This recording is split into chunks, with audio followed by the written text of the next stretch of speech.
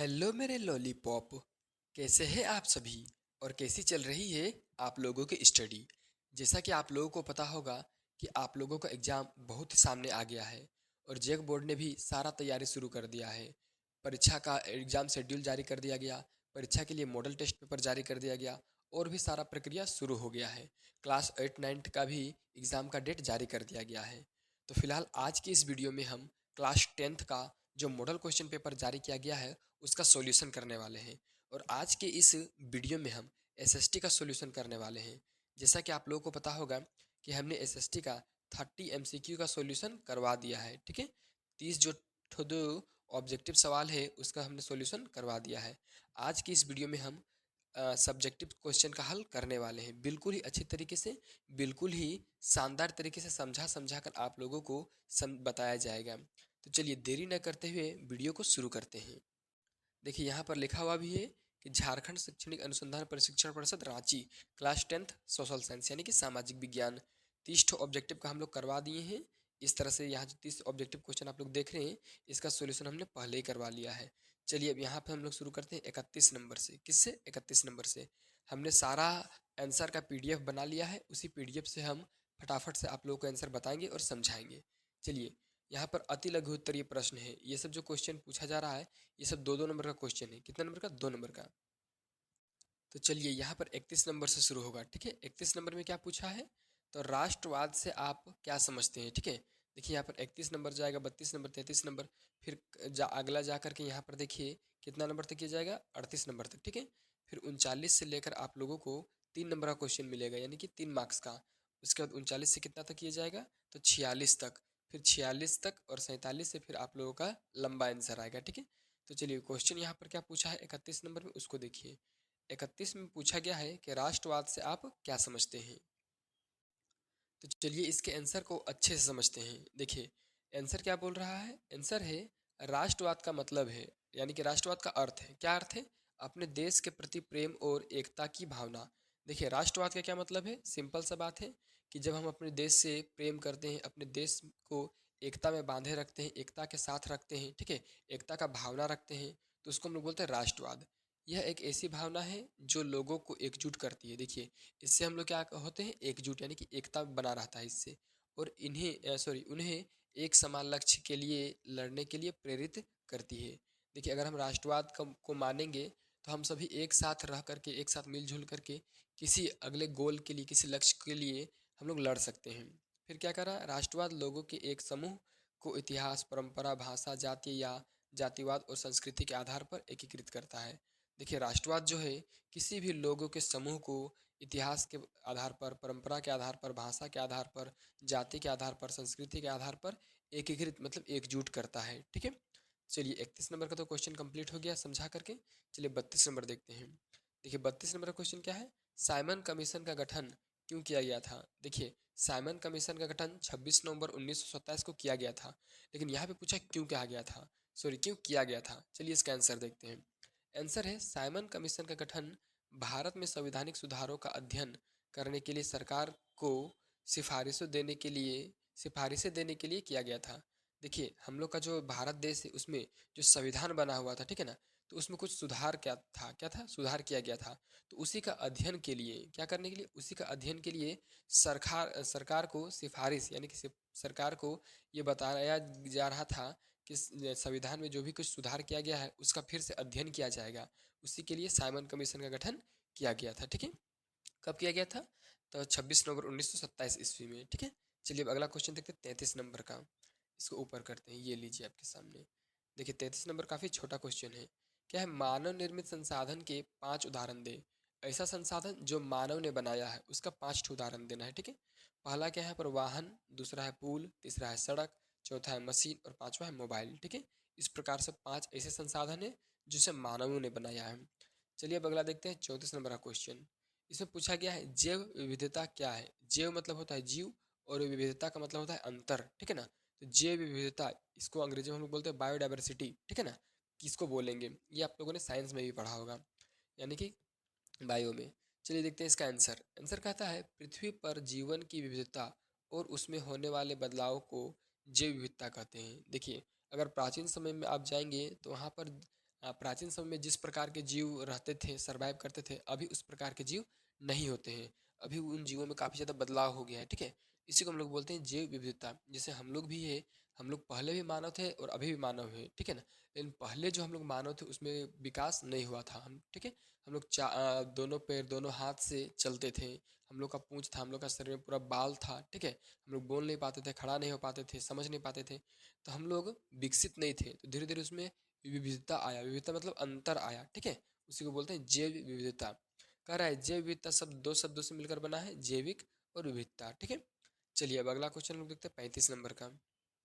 चलिए 35 में क्या पूछा है, सामुदायिक सरकार किसे कहते हैं। देखिए सामुदायिक मतलब क्या होता है, समूह वाला, ठीक है ना, सभी का। तो ऐसा सरकार हम लोग किसे बोलेंगे। तो चलिए इसका आंसर हम लोग देखते हैं, थोड़ा सा इधर छूट रहा, हाँ ये रहा आपका। कह रहा है सामुदायिक सरकार एक तरह की सरकार होती है, ठीक है ना। एक तरह कैसे सरकार होती है, जिसमें विभिन्न सामाजिक समूहों के बीच सत्ता बंटवारा होता है। देखिए ऐसा सरकार होती है जिसमें अलग अलग समूहों के बीच सत्ता का बंटवारा होता है, ठीक है। इसमें किसी खास क्षेत्र या जाति के व्यक्ति को चुना जाता है ताकि वह पूरे समुदाय का प्रतिनिधित्व कर सके। देखिए सामुदायिक सरकार में ऐसा सरकार को चुना जाता है, ऐसा लोग को चुना जाता है जो किसी जाति के आधार पर या क्षेत्र के आधार पर एक मालिक के जैसा हो और उस क्षेत्र का उस जाति का संपूर्ण ख्याल रखे, ठीक है। इस प्रकार से 35 नंबर का आंसर कंप्लीट हुआ। चलिए अब हम लोग देखते हैं 36 नंबर का, ठीक है। 36 क्या पूछा है, शहरीकरण किसे कहते हैं। ये तो बहुत ही आसान है। शहरीकरण मतलब क्या होता है, शहर का धीरे धीरे बसना, ठीक है। चलिए आंसर देख लेते हैं, उसके बाद फिर से आपको समझाते हैं। कह रहा है जब किसी क्षेत्र देश की जनसंख्या बढ़ती है और लोग शहरों में रहने के लिए जमा होते हैं तो इसे शहरीकरण कहते हैं। देखिए शहरीकरण का मतलब क्या है, तो जब भी लोग शहर की ओर आकर्षित होते हैं या तो फिर कोई क्षेत्र शहर की तरह विकसित होता है, ठीक है ना। शहर के ऐसा लगता है जिससे वो विकसित होकर उसमें सभी प्रकार के समस्याओं का निदान हो गया है और बहुत सारे सुविधाएं उसमें उपलब्ध है, ठीक है। जब भी ऐसा होता है तो उसको हम लोग बोलते हैं शहरीकरण, मतलब शहर का बनना या शहर का बसना हम लोग बोलते हैं शहरीकरण, ठीक है। तो ये हो गया आप लोग का 36 नंबर, ठीक है। चलिए अब 37 नंबर चलते हैं। क्या है, प्रति व्यक्ति आय क्या होती है। देखिए प्रति व्यक्ति आय इसमें पूछा गया, ठीक है ना, कि प्रति व्यक्ति आय हम लोग किसे बोलेंगे। तो चलिए इसका आंसर देखते हैं। फिलहाल आंसर क्या है, किसी देश या क्षेत्र में रहने वाले लोगों की औसत आय को प्रति व्यक्ति आय कहते हैं। देखिए औसत आय मतलब क्या होता है, मान के चलिए 10 आदमी रह रहा है, ठीक है ना। तो 10 आदमी में से अधिकांश आदमी, 8 आदमी या 7 आदमी कितना पैसा कमा रहा है एक दिन में, ठीक है। उसको बोलते हैं प्रति व्यक्ति आय, ठीक है। फिर उसी को एक साल में देखा जाता है, एक महीना में देखा जाता है, ठीक है। इसे हम लोग क्या कहते हैं, पीसीआई कहते हैं, के नाम से भी जाना जाता है। प्रति व्यक्ति आय की गणना किसी देश की कुल राष्ट्रीय आय को उसकी कुल आबादी से भाग देकर ज्ञात की जाती है। देखिए अगर आपको प्रति व्यक्ति आय निकालना है, ठीक है ना, तो आपको क्या करना होगा, जितना भी उसका कुल राष्ट्रीय आय है उसको भागा देना होगा किसके साथ, तो कुल आबादी के साथ, ठीक है। तो निकल जाएगा आप लोगों का प्रति व्यक्ति आय। ये तो हो गया 37 नंबर। चलिए हम लोग 38 नंबर चलते हैं, ठीक है। 38 क्या है, देखिए 38 में है बाजार का क्या अर्थ है, ठीक है ना। बाजार हम लोग बोलेंगे किसको, बाजार का क्या अर्थ है, यही हम लोग को क्वेश्चन में पूछा गया है, ठीक है। तो चलिए इसका आंसर में क्या कहता है, देखिए आंसर है वह जगह जहाँ वस्तुओं और सेवाओं का क्रय विक्रय होता है उसे उस जगह को हम बाजार कहते हैं। देखिए बाजार का सिंपल सा मतलब है, ऐसा बात नहीं है कि जिस जगह पर आप जाते हैं और अपना सब्जी खरीदते हैं और सब्जी बेचते हैं वही बाजार है। बाजार का एक सिंपल सा परिभाषा बनाया गया है कि ऐसा जगह जहाँ पर क्या होगा, जहाँ पर सेवाओं को यानी कि कुछ भी सेवा को, जैसे हो गया आप लोगों का टीचिंग करियर, उसके बाद आप लोगों का डॉक्टरी, ठीक है ना, वैसा चीज़ों को लिया जाता है या खरीदा जाता है, ठीक है। या तो फिर उसको बेचा जाता है या तो फिर किसी वस्तु को खरीदा या बेचा जाता है, उसी को हम लोग क्या बोलते हैं, तो हम लोग बाजार बोलते हैं। जैसे फ्लिपकार्ट, ठीक है ना, फ्लिपकार्ट में हम लोग बहुत सारा चीज़ खरीदते हैं और बेचते भी है, ठीक है। और फिर हो गया स्थानीय हाट। स्थानीय हाट मतलब हम लोग का आसपास का जो बाजार होता है उसे स्थानीय हाट कहते हैं, ठीक है। तो देखिए इस तरह से 38 नंबर तक पूरा हुआ। अब हम लोग यहाँ पर 39 नंबर जाएंगे, जिसमें कि 3 नंबर का क्वेश्चन पूछा जाता है। कितना, 3 मार्क्स। एक क्वेश्चन बनाएंगे तो आपको 3 मार्क्स मिलेगा। और इस वीडियो में आप लोगों को हम बता देना चाहते हैं कुछ कुछ क्वेश्चन में से जहाँ पर 7 क्वेश्चन दिया है वहाँ पर आप लोगों को फाइनल बोर्ड एग्जाम में 6 ही क्वेश्चन का उत्तर देना है। लेकिन आज के इस वीडियो में हम सारा क्वेश्चन का उत्तर आप लोगों को बता रहे हैं, ठीक है। चलिए क्वेश्चन क्या है 39 का, कृषि अर्थव्यवस्था पर प्रथम विश्व युद्ध के प्रभाव का वर्णन करें। यानी जब कृषि अर्थव्यवस्था जब प्रथम विश्व युद्ध चल रहा था तो उस समय कृषि अर्थव्यवस्था में क्या क्या था, किस प्रकार से कृषि अर्थव्यवस्था था हम लोग का, उसके बारे में लिखना है। तो चलिए इसका आंसर देखते हैं। आंसर क्या कहता है? कृषि अर्थव्यवस्था पर प्रथम विश्व युद्ध के प्रभाव निम्नलिखित हैं। देखिए, जब प्रथम विश्व युद्ध चल रहा था तो कृषि अर्थव्यवस्था किस तरह से था, सो नीचे दिया गया है। ठीक है, चलिए इसको हम लोग फटाफट से पढ़ लेते हैं और अच्छे तरीके से हम लोग इसको समझ भी लेते हैं। देखिए, एक नंबर क्या दिया है? नौसैनिक नाकेबंदी के कारण खाद्य आयात में कमी आई। देखिए, इस समय में जब प्रथम विश्व युद्ध चल रहा था तो नौसैनिक, नौसेना हम लोग किसको बोलते हैं? जल सेना को, ठीक है ना। तो जल सेना में पूरा नाकाबंदी हो गया था, जिसके कारण खाद्य आयात में कमी आई, यानी खाद्य पदार्थों का आयात नहीं किया जा रहा था, ठीक है ना। यानी खाद्य पदार्थ आ नहीं रहा था कहीं से भी, जिससे काफ़ी समस्या उत्पन्न हुआ था। दूसरा, युद्ध के कारण लोग और घोड़े खेती के काम से दूर हो गए। देखिए, जब युद्ध चल रहा था तो बहुत भयानक युद्ध चल रहा था, तो युद्ध से डर करके लोग खेती से भी नहीं जुड़ने लगे, खेती करने ही नहीं लगे, और नहीं अपने घोड़ों को खेत में ले जाने लगे। ठीक है, यानी कि दोनों काम बंद हो गया, एक तरह से खेती ही रुक गया। ठीक है ना, खेती बुरी तरीके से प्रभावित हो गई थी हम लोग का यहाँ भारत देश में। चलिए फिर तीसरा में क्या दिया है? तीसरा में है, कृषि उत्पादन में कमी के कारण कीमतें बढ़ गई और क्या है, जमाखोरी को नीचे दिया होगा। देखिए यहाँ पर जमाखोरी को बढ़ावा मिला। देखिए, बोल रहा है कृषि उत्पादन में कमी के कारण, जब कृषि उत्पादन में कमी आया, ठीक है ना, लोग किसानी नहीं करने लगे, खेती बाड़ी नहीं करने लगे, तो यहाँ पर क्या हुआ, कृषि उत्पादन घट गया। ठीक है ना, जिसके कारण क्या हुआ, बहुत सारा कीमत बढ़ गया। जो क्या होता है, बहुत सारे जो फसल होते हैं उनका उत्पादन में वृद्धि हो गया। ठीक है, चलिए ये तो कंप्लीट हुआ आप लोग का, और जिससे जमाखोरी को बढ़ावा मिला। और यहाँ पर और एक कारण दिया हुआ है चौथा नंबर में, क्या है? चौथा नंबर में है, युद्ध के बाद किसानों पर भारी कर्ज था। जब युद्ध खत्म हो गया तो भारी कर्ज हो गया। ठीक है, उनके पास ज़रूरत से ज़्यादा ज़मीन और उपकरण थे, जबकि उनके उत्पाद की में भी काफ़ी कमी आई। देखिए, उनके पास माल था, यानी कि कुछ सामान था बेचने के लिए, लेकिन उनका सामान को खरीदा नहीं जा रहा था। ठीक है, जिससे भी काफ़ी ज़्यादा प्रॉब्लम हुआ था उन लोगों को, हम लोग के देश के किसानों को। तो चलिए अब हम लोग देखते हैं 40 नंबर। ठीक है, 40 नंबर का क्वेश्चन क्या है? मुद्रण इतिहास में गुटेनबर्ग प्रेस की भूमिका की चर्चा कीजिए। देखिए, इसमें पूछा गया है कि मुद्रण इतिहास में, ठीक है, गुटेनबर्ग प्रेस की क्या भूमिका थी, उसका चर्चा करना है। तो आंसर क्या कहता है? मुद्रण इतिहास में गुटेनबर्ग प्रेस की भूमिका निम्न है। ठीक है, पहला क्या है? गुटेनबर्ग प्रेस ने मुद्रण में क्रांति ला दी थी। देखिए, गुटेनबर्ग एक प्रेस का नाम था, प्रेस मतलब जहाँ पर प्रिंट होता है, ठीक है ना, उसको बोलते हैं हम लोग प्रेस।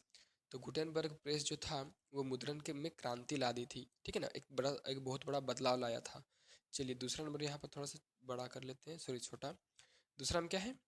गुटेनबर्ग प्रेस ने पुस्तकों, समाचार पत्रों, पैम्पलेट वगैरह के बड़े पैमाने पर उत्पादन को सक्षम किया। देखिए, गुटेनबर्ग जो प्रेस था, यानी कि जो जहाँ पर प्रिंट होता था, वो पुस्तक का प्रिंट बहुत ज़्यादा मात्रा में किए। ठीक है ना, समाचार पत्र का, पंपलेट का, और भी सारा कुछ का, ठीक है, उत्पादन काफ़ी ज़्यादा बढ़ाए थे। चलिए 3 में क्या दिया है? गुटेनबर्ग प्रेस ने छपाई की परंपरागत विधियों को खत्म कर दिया। देखिए, गुटेनबर्ग जो प्रेस था वो छपाई का जो परंपरागत, यानी कि जो पुराना तरीका था, उसको बदल दिया, उसको खत्म कर दिया एक तरह से। ठीक है, चलिए अगला क्वेश्चन हम लोग देखते हैं 41 नंबर, जिसमें पूछा गया है वन संरक्षण के उपायों का वर्णन करें। ठीक है, वन संरक्षण का उपाय क्या क्या है? ठीक है, वन हम लोग संरक्षण कैसे कर सकते हैं, वन को हम लोग कैसे बचा सकते हैं, उसके बारे में क्वेश्चन पूछा गया है। तो चलिए इसका हम लोग आंसर देखते हैं। आंसर क्या है? वन संरक्षण के उपाय निम्नलिखित है। ठीक है, पहला क्या है? वनों को काटने और वृक्षारोपण की दरों में समान अनुपात में होना चाहिए। देखिए, वनों का जो कटाई है और वृक्षारोपण समान अनुपात में होना चाहिए। मतलब अगर आप 10 पेड़ को काट रहे हैं तो 10 पेड़ आप लोगों को लगाना भी चाहिए। तो ऐसे में हम लोग वन को संरक्षित कर सकते हैं। दूसरा 2 नंबर में क्या है? वनों को आग से बचाने के लिए निरीक्षण गृह और अग्नि अग्नि रक्षा पथ बनाया जाना चाहिए। देखिए, वन को आग से अगर बचाना है तो उसके लिए हम लोग को क्या करना चाहिए? वन को बचाने के लिए निरीक्षण गृह बनाना चाहिए, मतलब कि आग से जो सुरक्षा करे वैसे लोगों का टीम बनाना चाहिए। और अग्निशमक पथ, यानी कि अग्नि रक्षा पथ, यानी कि अग्नि से रक्षा करने वाले रास्ता बनाना चाहिए, जिससे कि आग को आसानी से बुझाया जा सके आग लगने पर। चलिए 3 नंबर में क्या है? वनों को रोगों से बचाने के लिए कीटनाशक दवाओं का छिड़काव करना चाहिए। ठीक है, यहाँ पर बोल रहा है कि वनों को बचाना है अगर, तो कीटनाशक दवाइयों का छिड़काव करना चाहिए। लेकिन यहाँ कीटनाशक दवाइयों का नहीं, टांगों और बड़े बड़े हथियारों से पेड़ों को काटने का छिड़काव किया जाता है, यानी कि पेड़ पौधों को बहुत ज़्यादा संख्या में काटा जा रहा है। फिलहाल चलिए हम 42 नंबर देखते हैं। 42 नंबर में क्या है, मोटे अनाज से क्या तात्पर्य है। ठीक है ना, किसको हम लोग मोटा अनाज बोलेंगे। ये 3 नंबर का क्वेश्चन पूछा गया है और इम्पोर्टेंट भी है। अगर आप इसका आंसर लिख देते हैं ये वाला सेम टू सेम, तो आप लोग को पूरा पूरी 3 नंबर मिल जाएगा। चलिए, आंसर क्या कहता है। आंसर कहता है, वैसे अनाज जिसके उत्पादन में ज़्यादा मशक्कत नहीं करनी पड़ती है। ये अनाज कम पानी और कम उपजाऊ भूमि में भी उग जाते हैं। धान और गेहूं की तुलना में मोटे अनाज के उत्पादन में पानी की खपत बहुत कम होती है। इसकी खेती में यूरिया और दूसरे रसायनों की ज़रूरत भी नहीं पड़ती। तो इस प्रकार से अब आप समझ गए होंगे कि मोटा अनाज या तो फिर मोटा फसल हम लोग किसको बोलेंगे। ठीक है, वैसा अनाज जिसका उत्पादन करने के लिए अधिक मेहनत नहीं लगता है। ठीक है, पानी भी कम लगता है, मेहनत भी कम लगता है और अच्छा खासा उत्पादन भी होता है। ठीक है, इसके लिए यूरिया भी ज़्यादा नहीं लगता है और रसायन भी ज़्यादा नहीं लगता है, कीड़ा मकोड़ा भी ज़्यादा इस फसल में नहीं लगता है, मोटा अनाज के फसल में। ठीक है, इसको हम लोग बोलते हैं मोटे अनाज। चलिए, अब हम 43 नंबर चलते हैं। क्या है, लोकतांत्रिक सरकार में सत्ता की साझेदारी क्यों जरूरी है। देखिए, जब भी लोकतांत्रिक सरकार चलता है तो उस समय सत्ता का साझेदारी जरूरी है, ऐसा क्यों। ठीक है, चलिए इसका आंसर देखते हैं। आंसर क्या कहता है, लोकतांत्रिक सरकार में सत्ता की साझेदारी के निम्नलिखित लाभ है। ठीक है, पहला, इससे सामाजिक समूहों के बीच टकराव और मतभेद कम होता है। देखिए क्या बोल रहा है कि अगर लोकतांत्रिक सरकार में सत्ता का साझेदारी होगा तो इससे क्या होगा, सामाजिक समूह में यानी कि समाज के जो भी लोग रहते हैं उसमें टकराव यानी कि लड़ाई झगड़ा नहीं होता या बहुत कम होता है। ठीक है, दूसरा क्या है, इससे देश की एकता मजबूत होती है। देखिए, इससे देश का जो एकता है वो बना रहता है। ठीक है, लोग एकजुट होकर हर कार्य को करते हैं। तीसरा क्या है, यह राजनीतिक व्यवस्था को स्थिर रखने में मदद करती है। देखिए, जो सत्ता की साझेदारी अगर रहेगा लोकतांत्रिक में, राजनीतिक में, तो उससे क्या होगा, राजनीतिक व्यवस्था स्थिर रहेगा यानी कि शांत रहेगा, अच्छा रहेगा, अच्छा माहौल रहेगा, राजनीतिक व्यवस्था में गड़बड़ी नहीं होगा। चलिए देखते हैं हम लोग 44 नंबर क्वेश्चन। अब अगर अभी तक आप इस यूट्यूब चैनल को सब्सक्राइब नहीं किए हैं तो जल्दी से सब्सक्राइब कर लीजिए, क्योंकि हर तरह का इंपॉर्टेंट वीडियो आप लोगों के एग्जाम के लिए जल्द से जल्द इस यूट्यूब चैनल में अपलोड हो रहा है। चलिए, क्वेश्चन क्या है, जातिवाद के दुष्प्रभाव क्या है। ठीक है, इसमें जातिवाद का दुष्प्रभाव पूछा है। चलिए इसका आंसर देखते हैं। आंसर क्या है, जातिवाद की वजह से लोग अपने जातीय हितों को ही सबसे ज़्यादा अहमियत देते हैं। देखिए, जातिवाद का दुष्प्रभाव यानी कि गलत गलत प्रभाव क्या है, तो अगर जातिवाद में लोग एक जगह पर एक जाति के रहेंगे और कोई कार्य करेंगे तो उससे अपने ही जाति को ज़्यादा अहमियत देंगे, ज़्यादा महत्व देंगे। ठीक है, और राष्ट्र हितों को नज़रअंदाज कर देते हैं। इससे लोगों में तनाव बढ़ता है और राष्ट्र एकता को नुकसान पहुंचता है।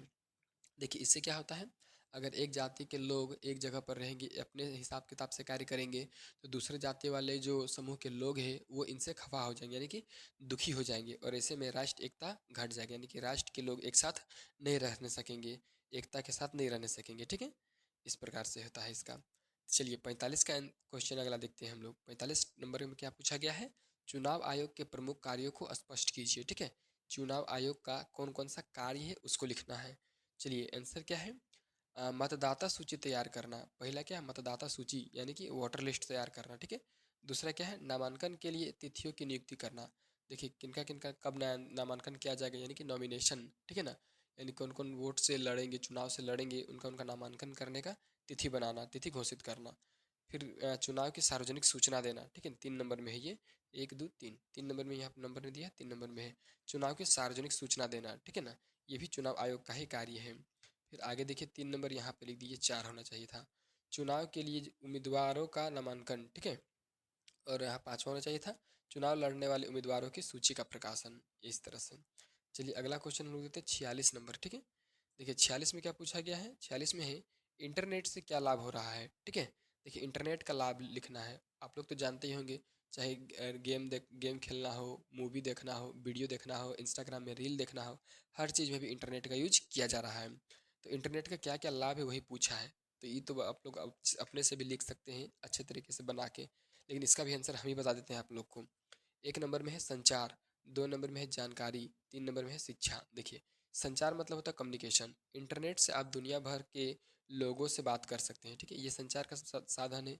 जानकारी, इंटरनेट से आपको दुनिया भर की ताज़ा जानकारी मिलती है, ये जानकारी का खबर है, जानकारी की बात है। तीसरा, इंटरनेट से आप ऑनलाइन कक्षाओं, वीडियो सामग्री और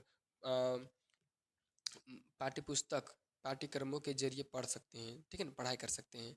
तो इस तरह से इंटरनेट का बहुत सारा लाभ है, उसमें से हम 3 ही लाभ यहाँ पर लिखे थे, और भी बहुत सारा लाभ है, ठीक है ना। बहुत सारे टेक्निकल काम के लिए इंटरनेट का आवश्यकता पड़ता है। चलिए अब हम लोग चलते हैं 47 नंबर का क्वेश्चन, ठीक है ना। देखिए 46 नंबर का जो क्वेश्चन था उसमें 3-3 नंबर का क्वेश्चन था। एक नंबर क्वेश्चन सॉरी एक क्वेश्चन बनाएंगे तो 3 मार्क्स आप लोग को दिया जाएगा। लेकिन अभी जो यहाँ पर क्वेश्चन पूछा गया 47 नंबर से, ये क्वेश्चन लंबा टाइप का है, और इतना लंबा है कि एक क्वेश्चन का अगर आप हल आंसर अच्छे तरीके से लिखते हैं तो आपको 5 नंबर मिलेगा, ठीक है। चलिए फिलहाल हम देखते हैं 47 का क्वेश्चन। क्वेश्चन है, जर्मनी एकीकरण की प्रक्रिया का वर्णन करें, ठीक है ना। देखिए जर्मनी का जो एकीकरण हो रहा था उसका प्रक्रिया का वर्णन करें, यानी कि किस तरह से जर्मनी का एकीकरण हुआ था उसके बारे में हम लोग को यहाँ पर लिखना है, और वो भी डिटेल में लिखना है, ठीक है ना। तो चलिए डिटेल में लिखने के लिए हम पॉइंट बनाए हैं। पहला पॉइंट क्या कहता है, 18वीं शताब्दी में जर्मनी कई राज्यों में बटा हुआ था, जिनमें पर्सिया, बवेरिया और सैक्सनी शामिल थे। इन राज्यों में आर्थिक विकास धीमी था। देखिए जर्मनी का जब एकीकरण हो रहा था तो क्या था, 18वीं शताब्दी में जर्मन कई राज्यों में बट गया था, ठीक है। जिनमें कौन कौन सा राज्य था, तो पर्सिया था, बवेरिया था, सैक्सनी था, इन सब था, ये सब था, ठीक है। इन राज्यों की में आर्थिक विकास धीमा था, यानी कि आर्थिक विकास उतना अच्छा से तभी नहीं हो रहा था वहाँ पे। चलिए दूसरे नंबर में क्या लिखा है, 1815 में जर्मनी के राज्यों को ऑस्ट्रिया के साथ मिलाकर एक जर्मन महासंघ बनाने की कोशिश की गई। देखिए जब जर्मन एकीकरण हो रहा था, यानी कि जर्मन को एक किया जा रहा था, तब क्या किया गया, जर्मन 1815 ईस्वी में जर्मन का जो भी राज्य था, ठीक है ना, उसको ऑस्ट्रिया के साथ मिलाने का बात कहा गया, ठीक है ना, और महासंघ बनाने का कोशिश किया गया, मतलब एकजुट, बहुत बड़ा एक तरह से एकता बोल सकते हैं हम लोग, ठीक है। चलिए फिलहाल अब तीसरा चलते हैं, क्या है, 1848 में जर्मन संघ के उदारवादी मध्य वर्ग ने फ्रैंकफर्ट संसद में मिलकर जर्मनी को एक राष्ट्र बनाने का फैसला किया। हालांकि राजशाही और फौज की ताकत ने इस योजना को दबा दिया।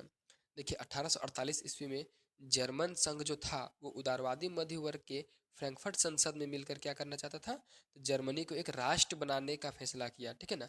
लेकिन ये नहीं हुआ, क्यों नहीं हुआ, क्योंकि राजशाही और फौज जो लोग थे वो इस ताकत को राजशाही और फौज की ताकत से इस योजना को दबा दिया गया, यानी कि इसे लागू नहीं होने दिया गया। चलिए अब देखते हैं हम लोग चौथा, प्रसा के प्रमुख मंत्री ऑटो वोन बिस्मार्क ने जर्मन संघ के एकीकरण के लिए आंदोलन का नेतृत्व किया। देखिए जर्मन का जो एकीकरण किया जा रहा था उसमें ये जो बिस्मार्क था, ठीक है ना, बिस्मार्क था और ओटोवन था, ओटोवन बिस्मार्क एक ही है, ठीक है। और जो प्रसा के मंत्री थे, ये सब सारा लोग आंदोलन किए कि जर्मनी का एकीकरण अच्छे तरीके से होना चाहिए, लेकिन कुछ कारणों से नहीं हो सका, ठीक है। और बाद में हुआ भी था लेकिन बहुत ज़्यादा समस्या आया था। चलिए 5 नंबर देखते हैं, क्या है, बिस्मार्क ने ऑस्ट्रिया, डेनमार्क और फ्रांस से 3 युद्धों में प्रसा की जीत दिलाई। देखिए बिस्मार्क ने ऑस्ट्रिया, डेनमार्क और फ्रांस से 3 युद्धों में प्रसा की जीत दिलाई। ऑस्ट्रिया से भी जीत दिलाई, डेनमार्क से भी और फ्रांस से भी। कितना युद्ध, 3 युद्धों में, ठीक है। एक ऑस्ट्रिया, 2 डेनमार्क और 3 फ्रांस। तो इस प्रकार से 47 नंबर का जो क्वेश्चन था वो कंप्लीट हुआ, उसका आंसर कंप्लीट हुआ, आप लोगों को समझाएं ही अच्छे तरीके से। चलिए हम लोग देखते हैं 48 नंबर, ठीक है। 48 में क्या पूछा गया है, तो 1920 में महात्मा गांधी द्वारा शुरू किए गए असहयोग आंदोलन के महत्व और प्रभाव का विश्लेषण करें। देखिए 48 नंबर में क्वेश्चन पूछा गया है कि 1920 ईस्वी में महात्मा गांधी द्वारा जो असहयोग आंदोलन चलाया गया था उसका महत्व लिखना है और उसका प्रभाव लिखना है, ठीक है। तो चलिए इसका आंसर देखते हैं। आंसर है, महात्मा गांधी के नेतृत्व में शुरू किए गए असहयोग आंदोलन के महत्व और प्रभाव निम्नलिखित है, ठीक है। यानी कि महात्मा गांधी के द्वारा जो चलाया गया था असहयोग आंदोलन, उसका प्रभाव निम्नलिखित है।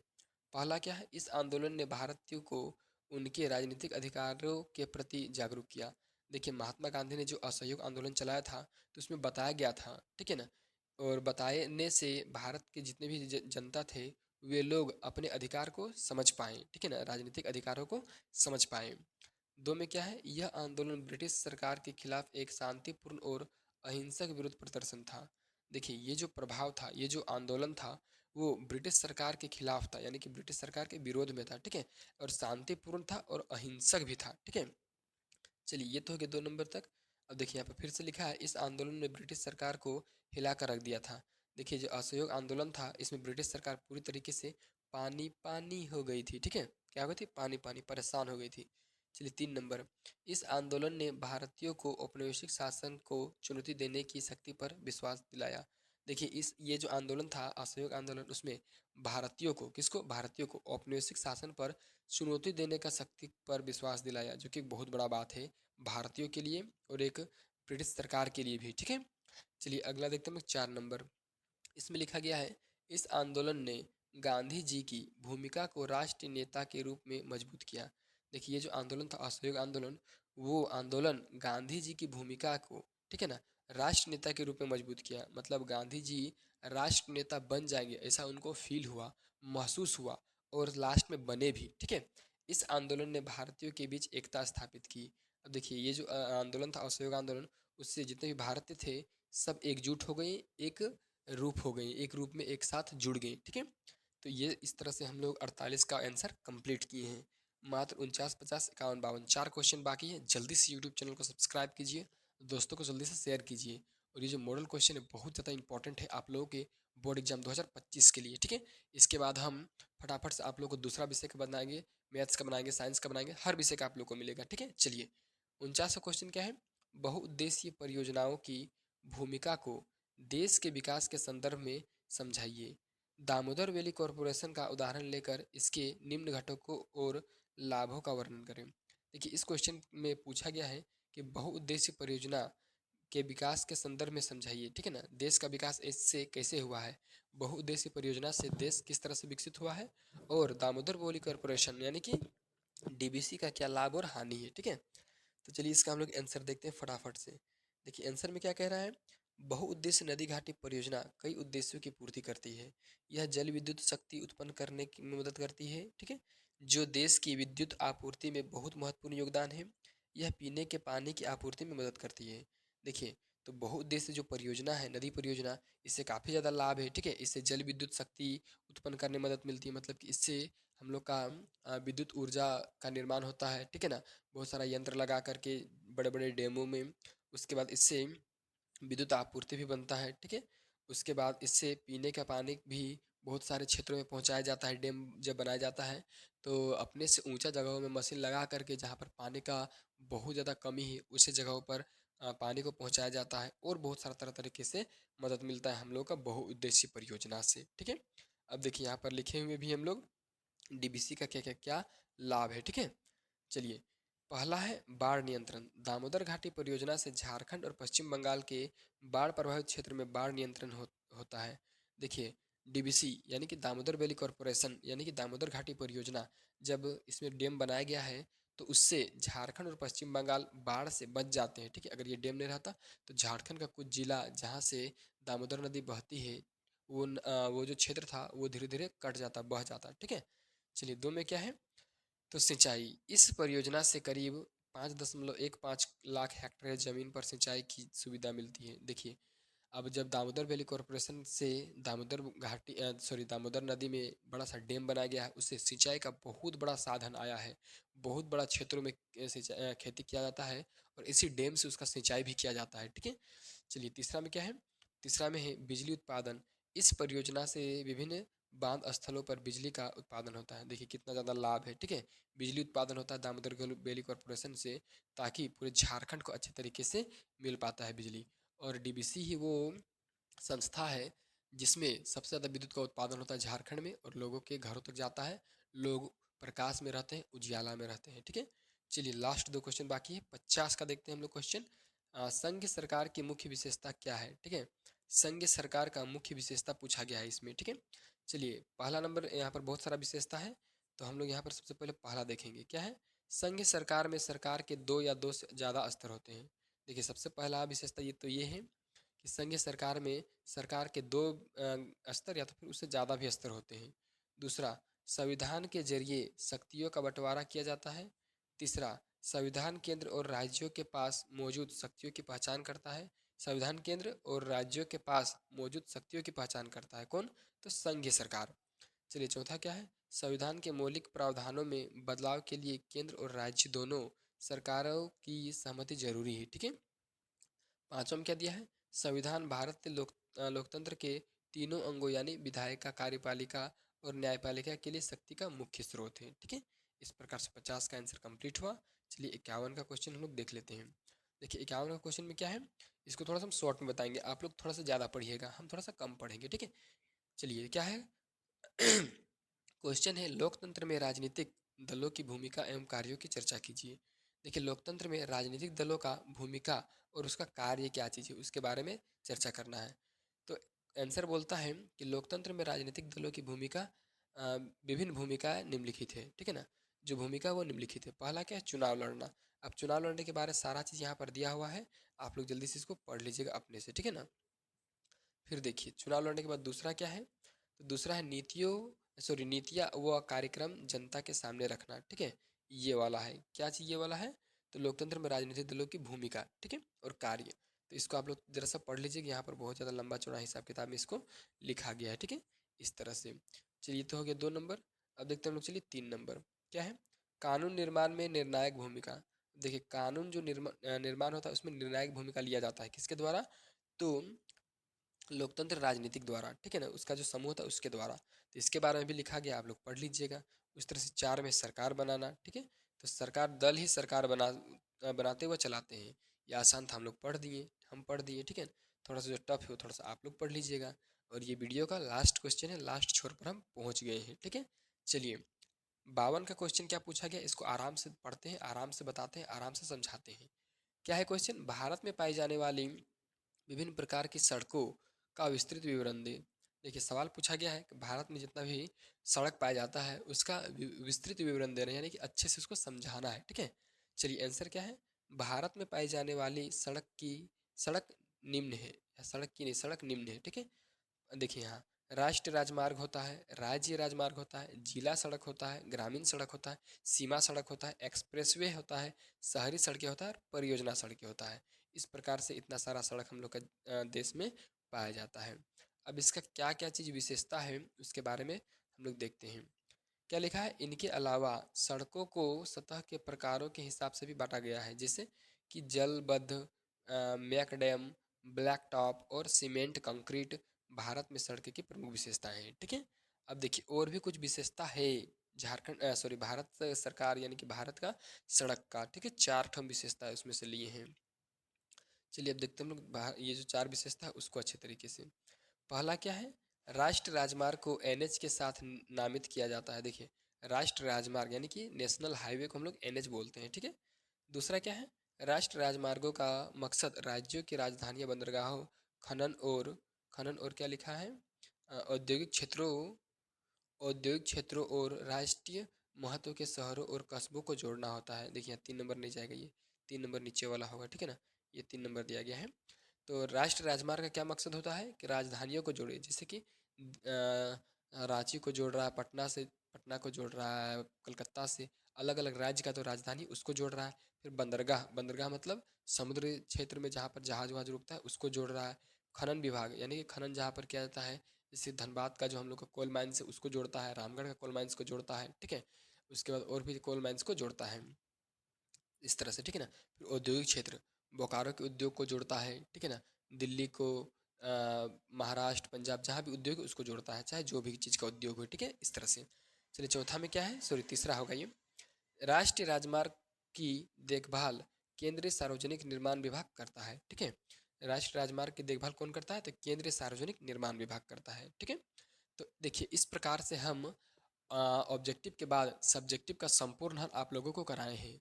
अगर आपको ये वीडियो इंपॉर्टेंट लगा है, अच्छा लगा है या नहीं लगा है, इंपॉर्टेंट लगा है और इंपॉर्टेंट है तो अच्छा भी लगा होगा, तो जल्दी से यूट्यूब चैनल को सबसे पहले सब्सक्राइब कीजिए, वीडियो को लाइक कीजिए और दोस्तों के साथ वीडियो को शेयर कीजिए।